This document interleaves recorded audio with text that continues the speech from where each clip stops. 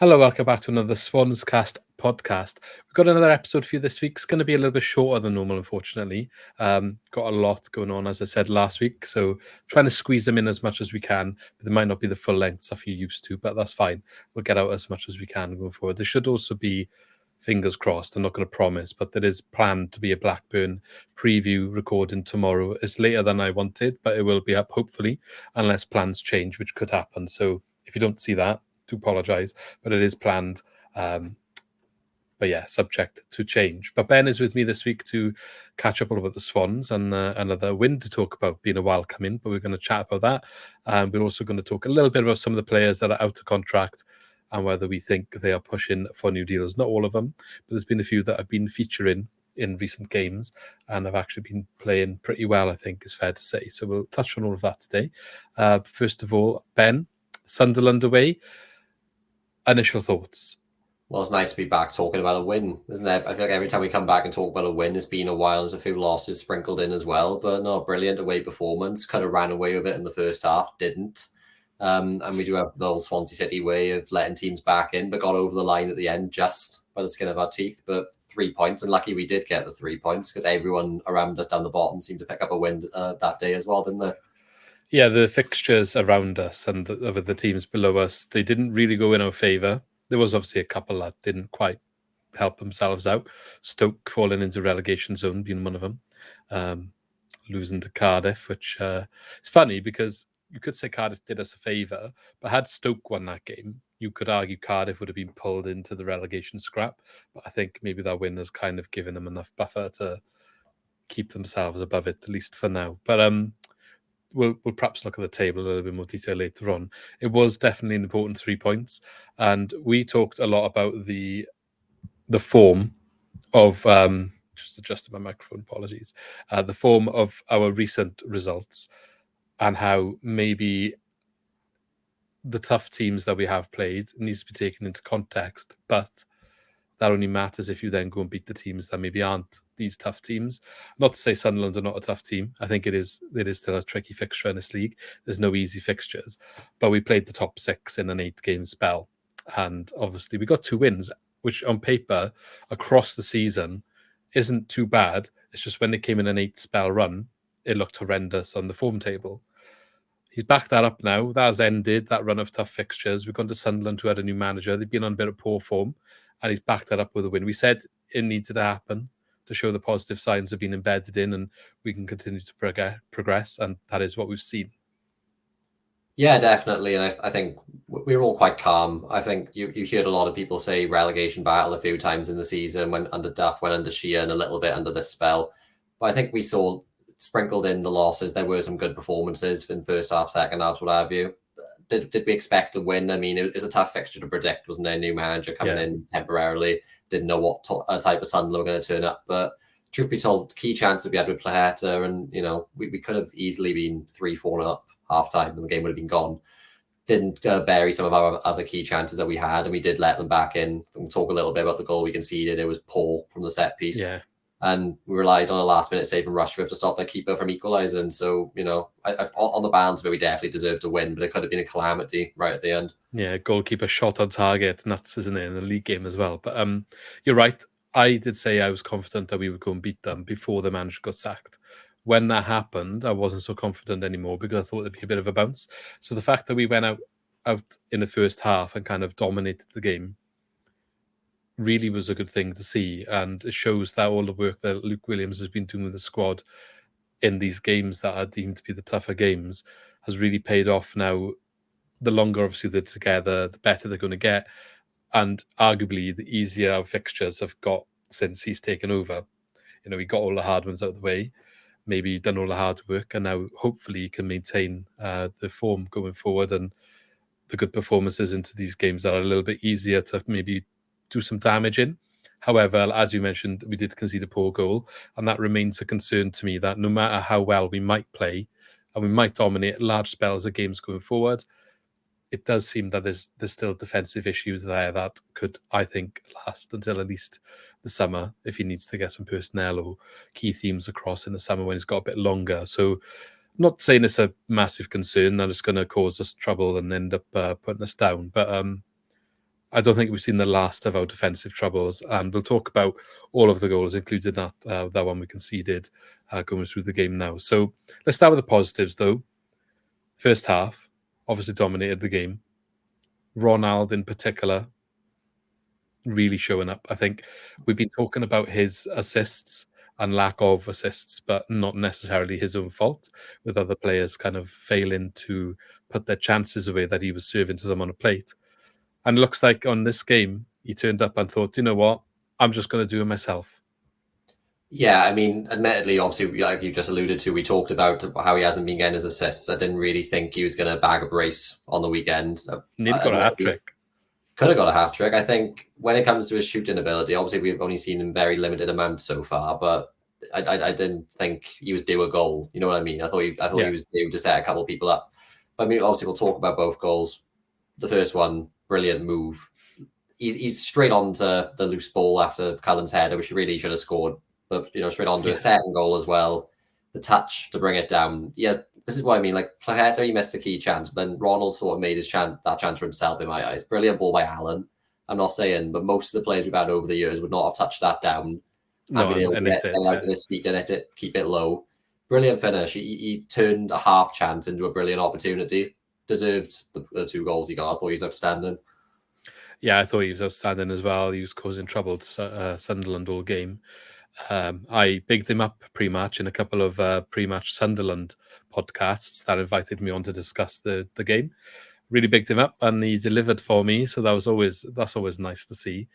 The first goal, really, really good team goal. They're playing out from the back. I think it's the first time we've really seen a goal of that capacity under Luke Williams. We probably knew it was going to come, but it's nice to be seeing those sort of things again.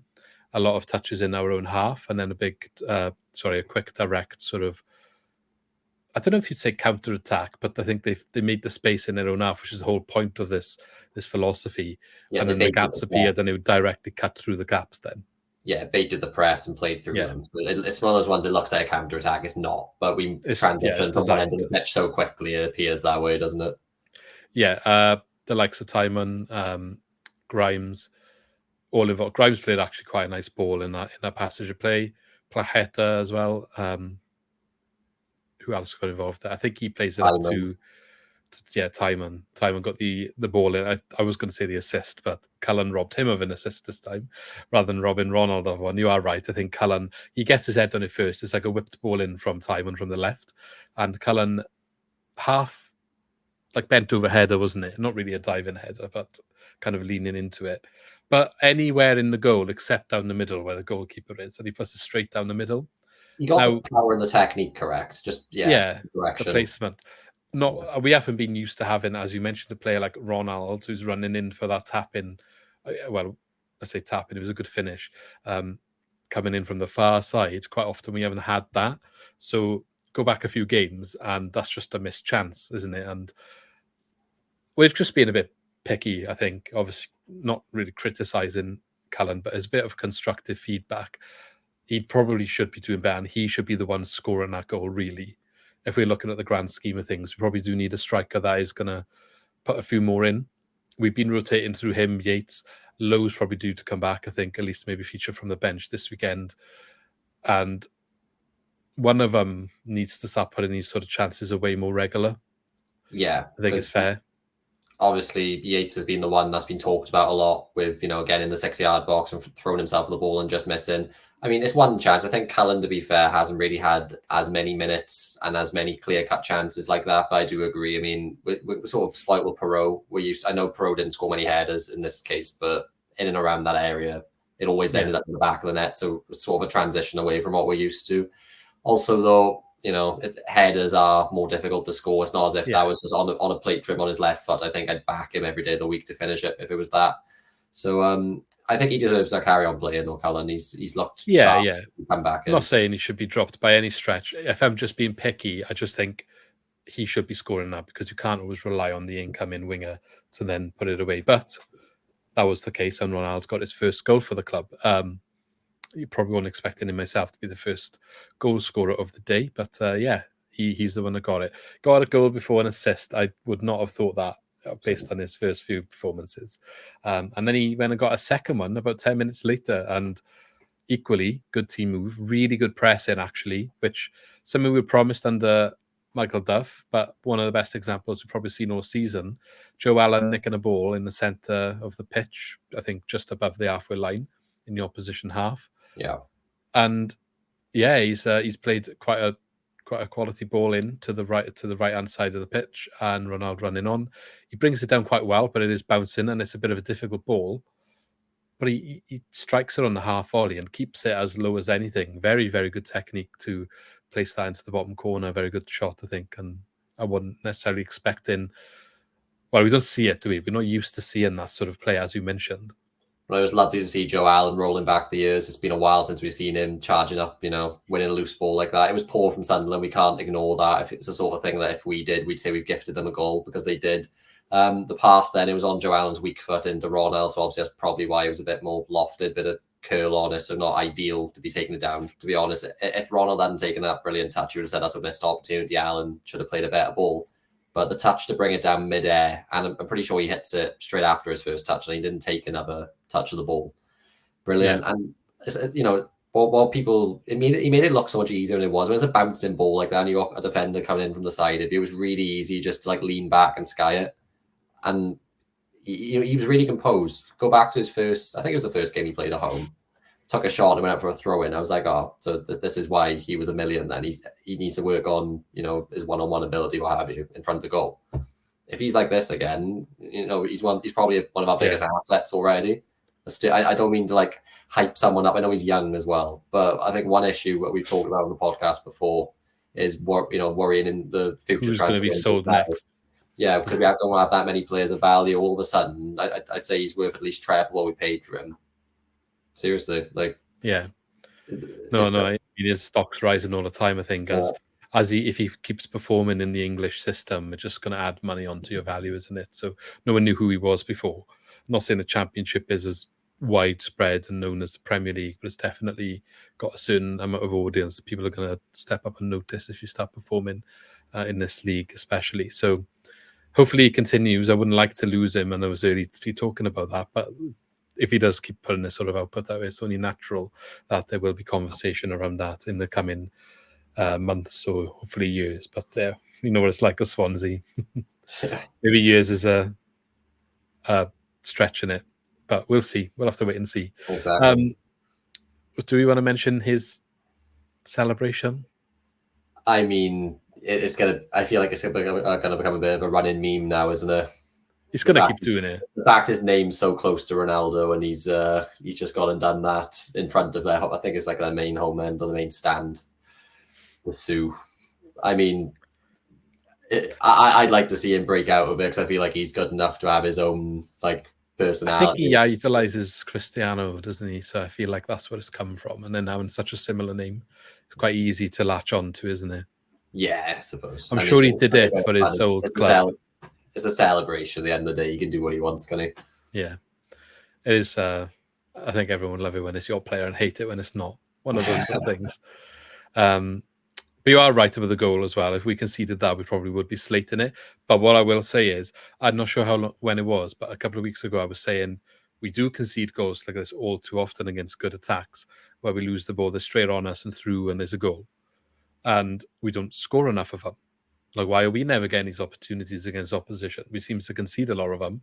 Not all of them end up in goals. I think it was after the Leeds game, maybe, where we were just doing stupid things like that all the time, and they would have an opportunity after opportunity. And I mentioned how we just don't seem to be doing that to anyone. We're always having to work really hard for our goals. The first goal was quite a hard-worked goal. This one was a really smart, pressed, forced the opposition into an error, worked goal.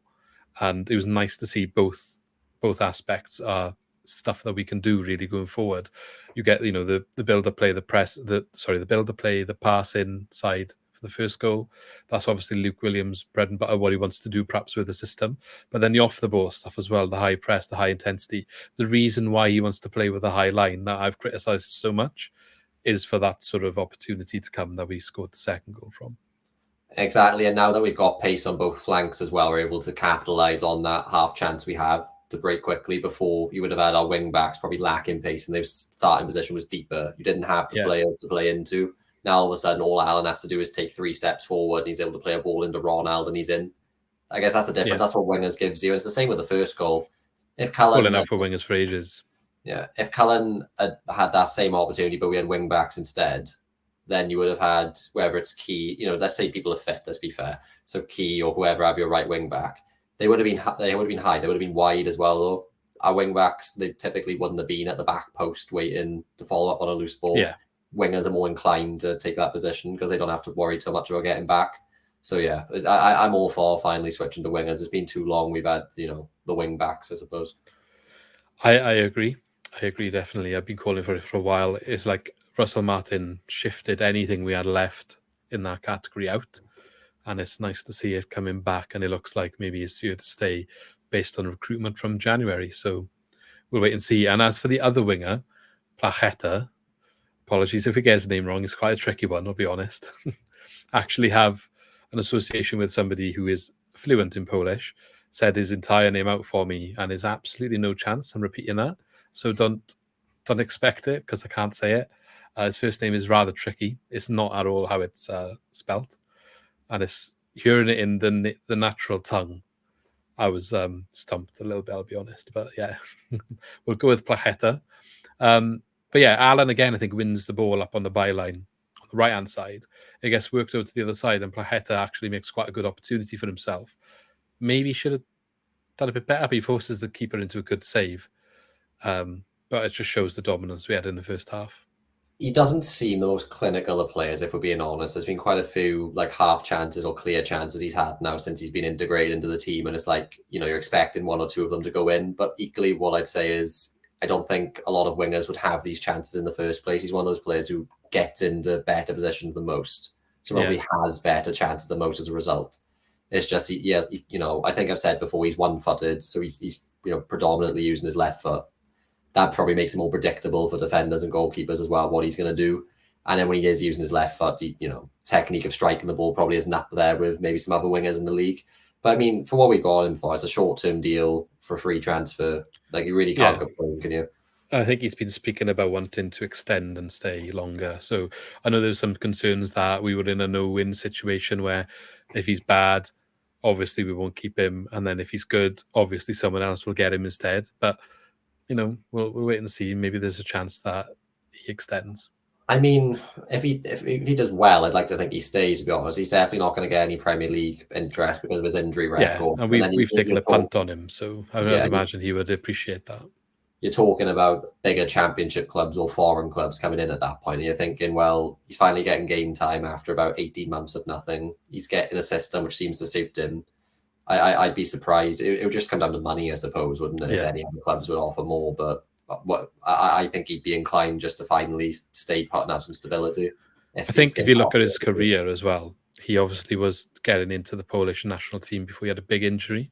Mm-hmm. And he struggled since his injury to come back at Norwich, which is why he's in the situation he finds himself in now. But again, speaking to the Polish associate I have,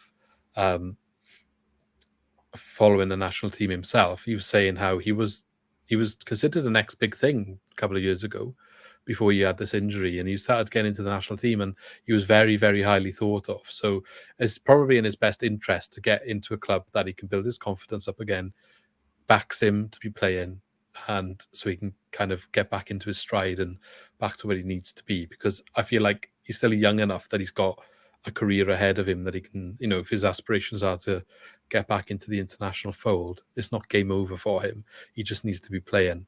Well, exactly. What is he, 25? He's still got time, certainly, considering that because he's had injuries, he hasn't put the minutes into his legs. A lot of other players may have done so. But I remember I've said this before, when he signed for Norwich, there was a lot of hype around it. You follow all the Twitter accounts, follow the data or what have you. Everyone was saying 3 million, it was a snip.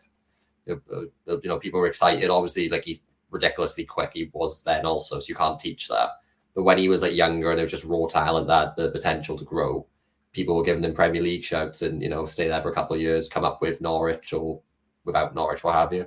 So give him time. You never know. It could be a case of a 2-year deal in the summer if he continues on his way like he is. And you don't know. You don't know. He could surprise us. He must have played Premier League football for Norwich, though, did he? I'm not sure. It wouldn't have been a lot because they would have been there for a season. I will investigate. Let's see. Yeah, I think He the made season 12 games. 12 games. I think it was the season they finished dead last, right? Like I knew Probably the season he got injured because. Mm. But looking at this, he had 26 in the championship, then they went up 12 games, and then he didn't play at all the next season. So I feel like he must have got injured in the Premier League season, in which case then he's only come back this year in the championship. He only made 54 appearances for Norwich. So there's 26 in the first season that he signed in the championship, 12 in the Prem. I mean, he wouldn't be playing in the Prem if there wasn't something there. He has a big injury and he only played then 16 times this season. So as much as they didn't, give him rave reviews when he left to come to us, I feel like you can understand why he also wasn't able to show his best. It's been very stop-start from him from the get-go, hasn't it? Yeah. Okay, moving on in this game then. We're not going to talk about all the in between, but yeah, first half we dominated. I think you would expect, especially after a new manager, we didn't see the bounce first half. We're going 2-0 up. You would expect Sunderland are going to come back out second half. You would expect that, especially away from home. And they did, to be fair. So I know you mentioned earlier we let them back in. Maybe we didn't look as good in the second half.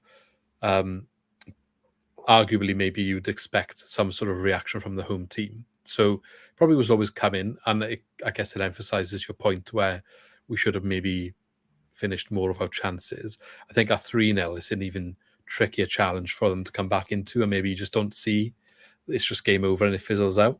But at 2-0, there's always that chance that one goal can flip the pressure and the momentum. And they did get that one goal eventually.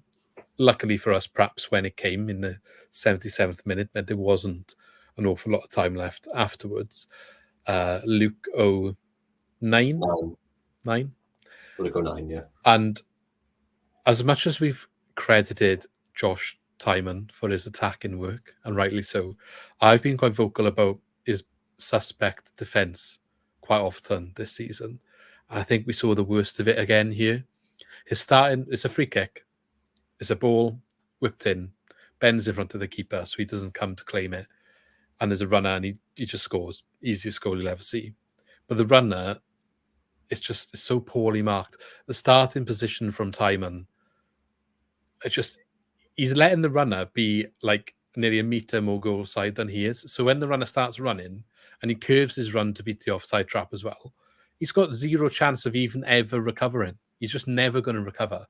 It doesn't matter how fast he reacts to that run. He's never getting back in front of him to clear that ball. And I just think it was such a poor starting defensive position for him that he just left himself with so much work to do that he was never going to be able to respond.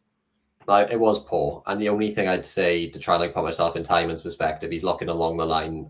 I think he was trying to play him offside, got it wrong. And then, like you say, he from a standing start when the ball's coming in that quickly, there was far too much distance to make up. He had all the time in the world, 09, just to, take his time. It was a tap-in.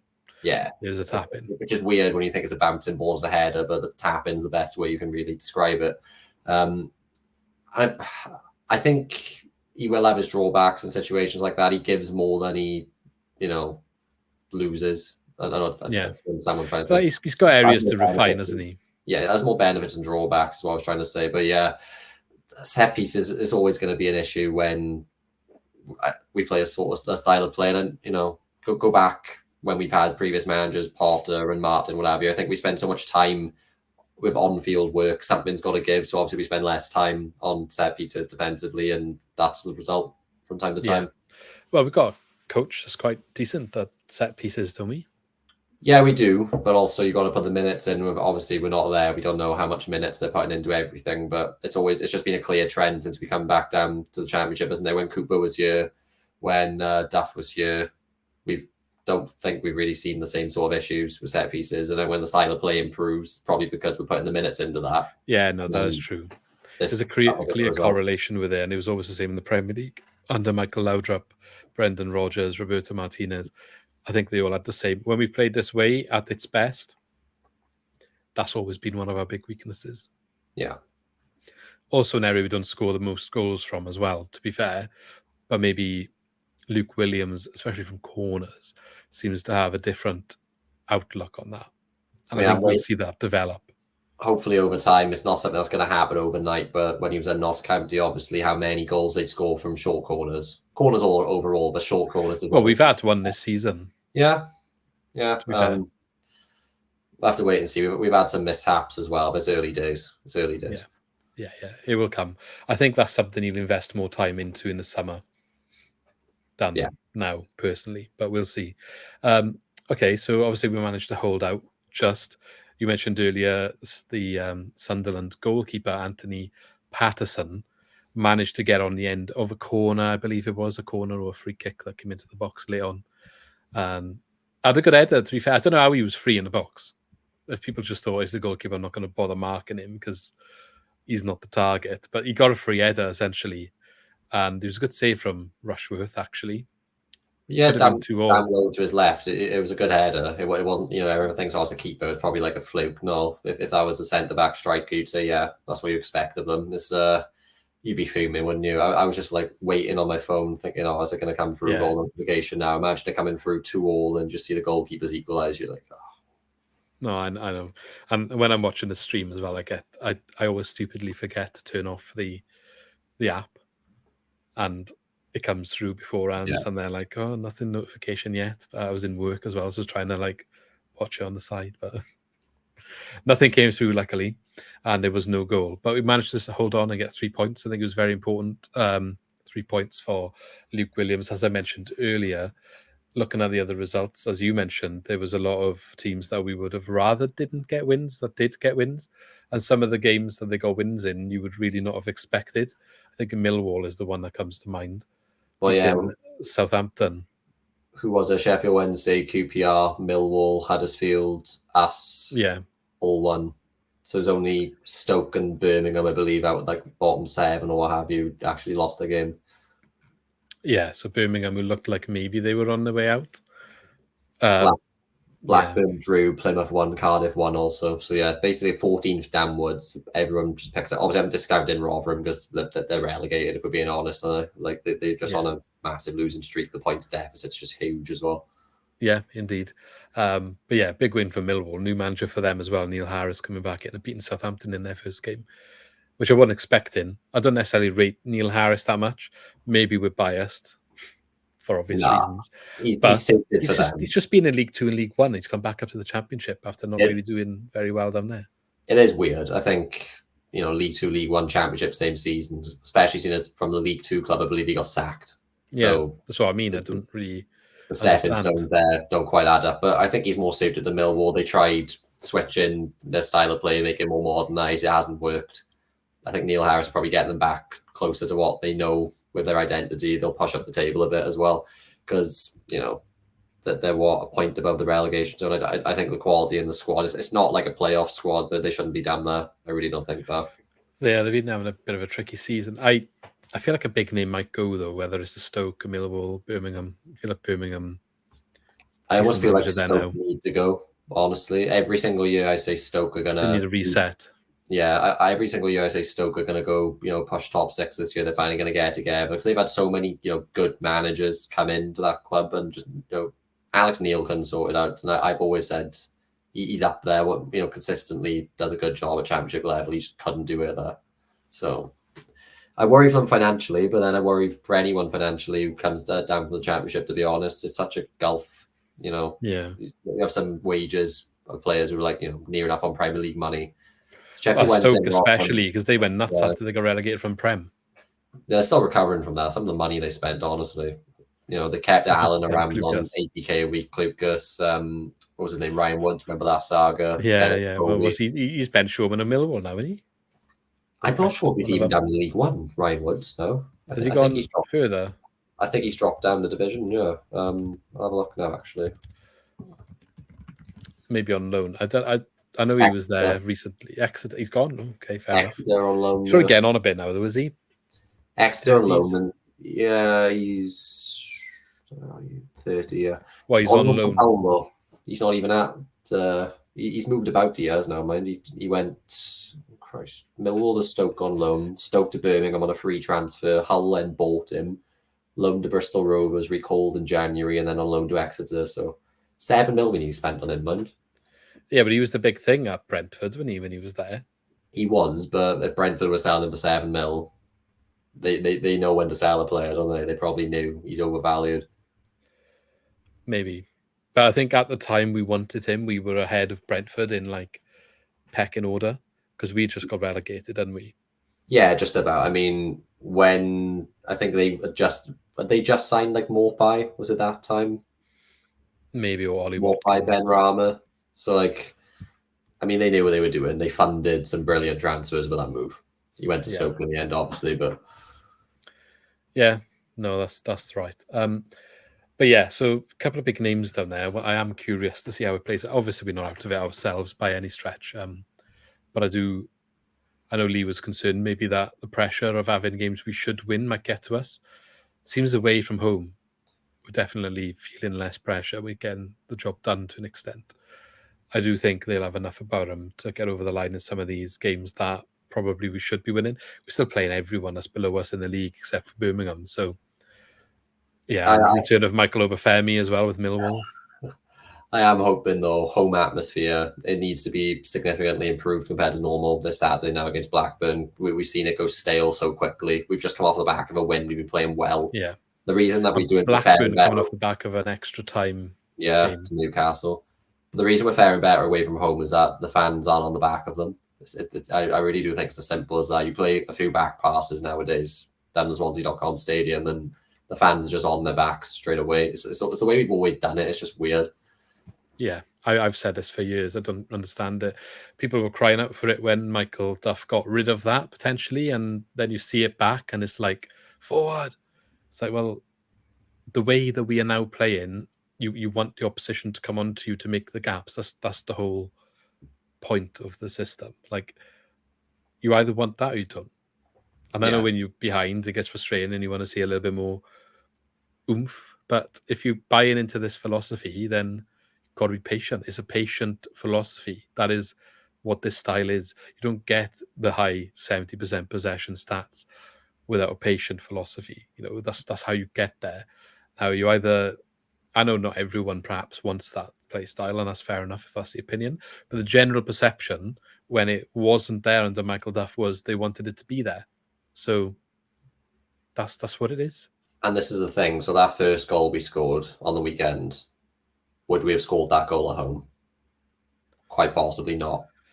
Honestly, I tell you, it reminds me a little bit of the Man City goal that we yeah, scored in the Cup under Graham Potter. If you haven't seen the goal that we scored against Sunderland, the one against Man City is obviously better for the fact that against the opposition he was and for all those sort of reasons. But it's a similar sort of thing where they kind of play near around the back and they get out quick, go straight up the other end of the pitch, and an opportunity is created and scored. But yeah. Okay, let's move on to the last thing we're going to discuss quickly then. Two players that have been featuring quite regular during Luke Williams' time at the club. Actually, I guess you could lump in a couple of years because Liam Cullen's contract's still not sorted, is it? no, And Jamie Patterson as well. don't believe so.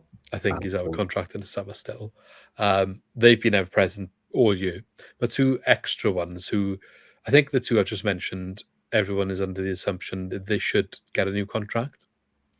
Patterson and Cullen now, Yeah. yeah. Whereas maybe Liam Walsh, who obviously is out injured, different story for him now, unlikely to see him for the rest of the season. So maybe he's on the end of probably isn't going to get a new contract.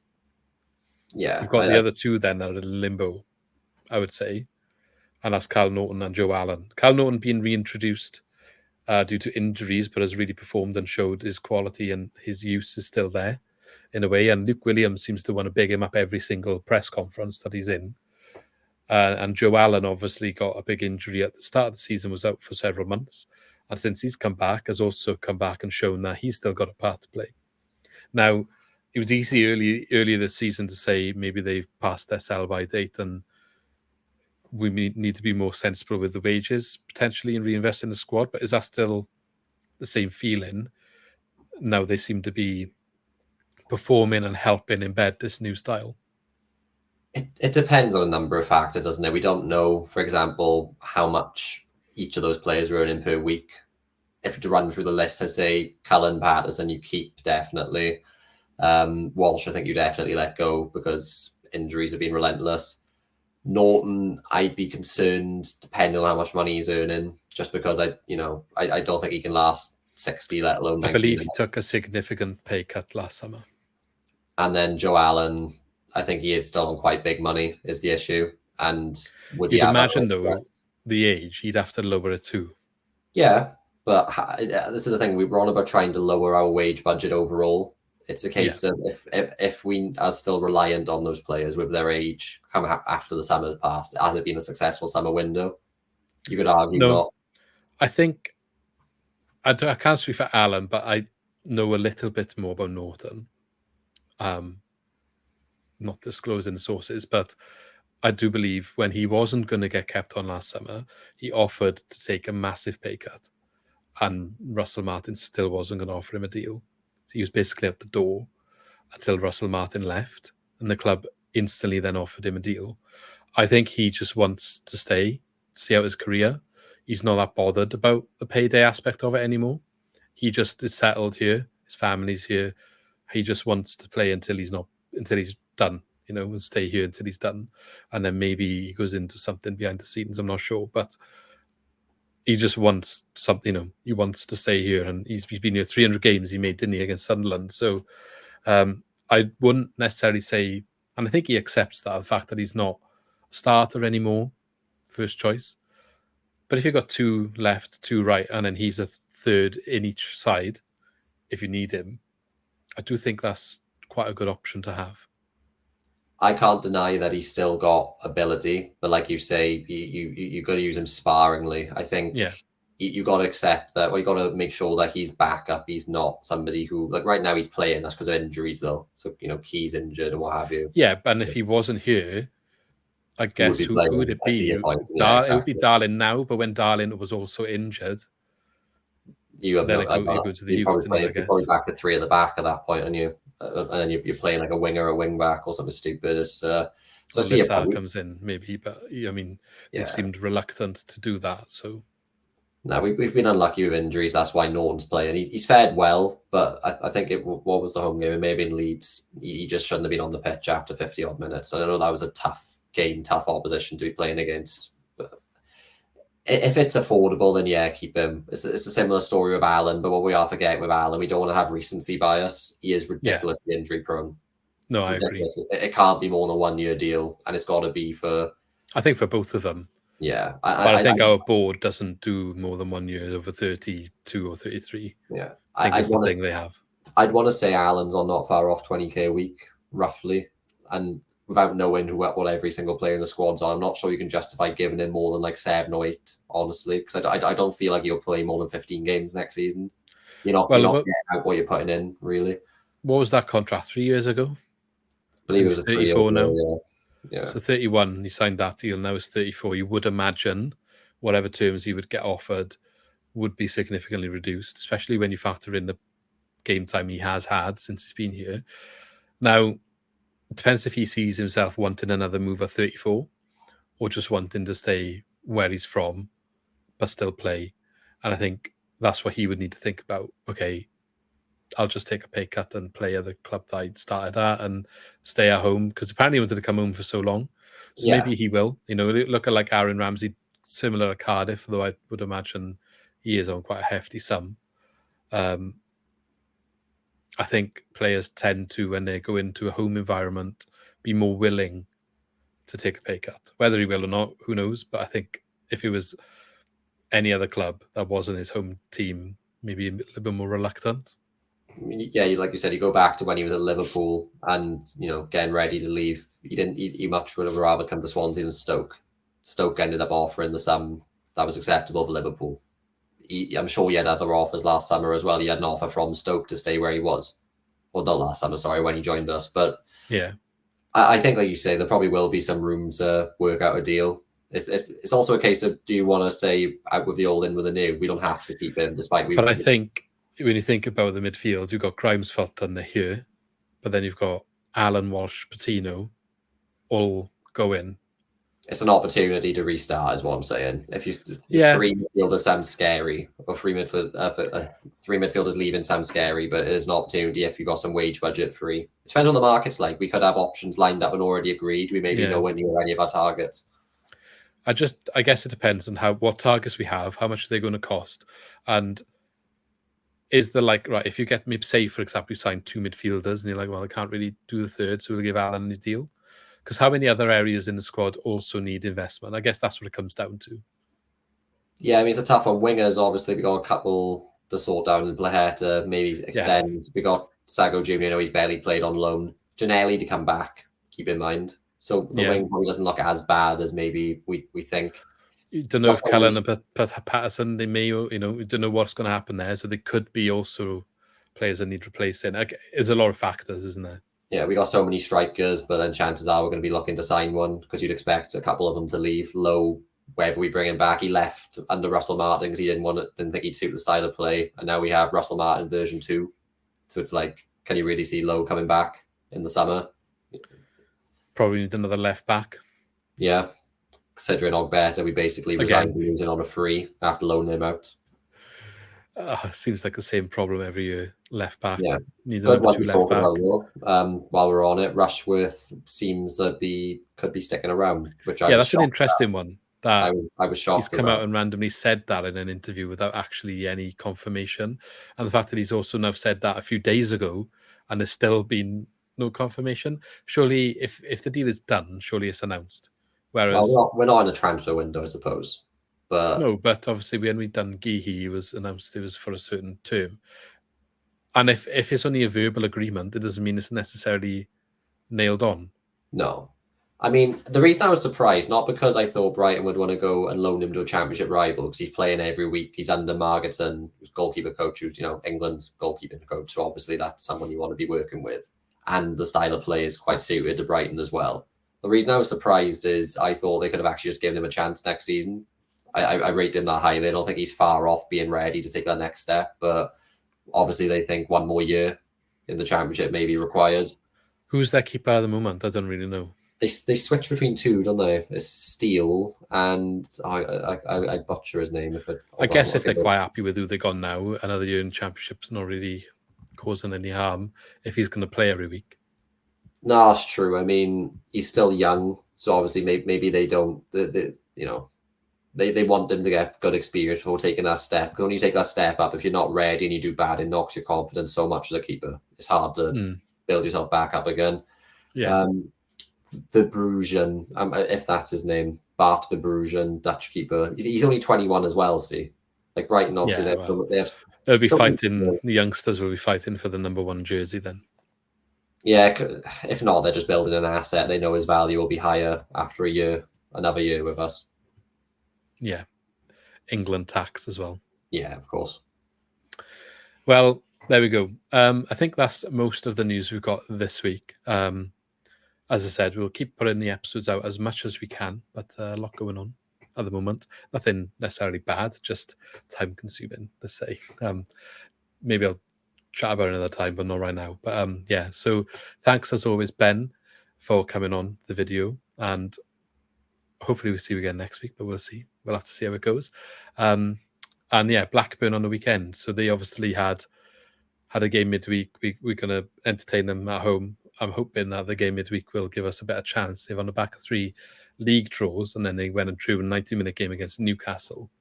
So let's hope that they're a little bit tired and Swansea can get back-to-back wins. How good would that be to discuss next week?